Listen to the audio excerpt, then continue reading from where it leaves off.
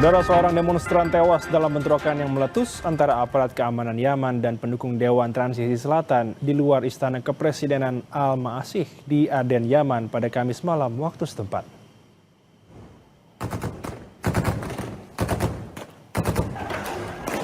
Dewan Transisi Selatan atau STC melemparkan batu ke arah militer dan terdengar suara tembakan.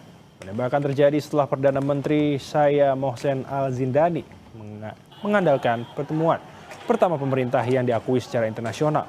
Pendemo juga mengibarkan bendera Republik Demokratik Rakyat Yaman yang telah dibubarkan. Selain menewaskan seorang pendemo, 21 orang terluka dalam bentrokan tersebut.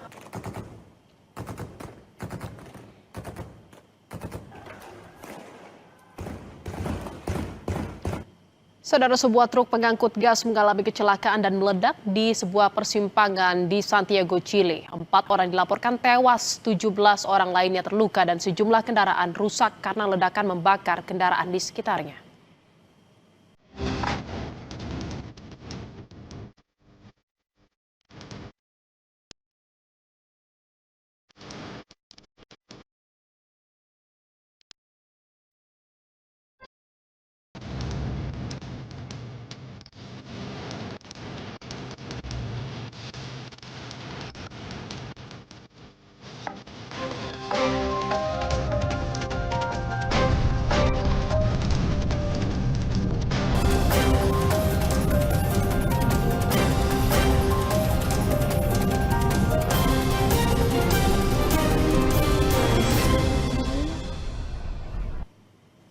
Terima kasih telah menyaksikan berita utama hari ini, saudara. Saya Elgin Fridianto. Dan saya Jihan Novita, tetap di Kompas TV, independen, terpercaya. Terima kasih.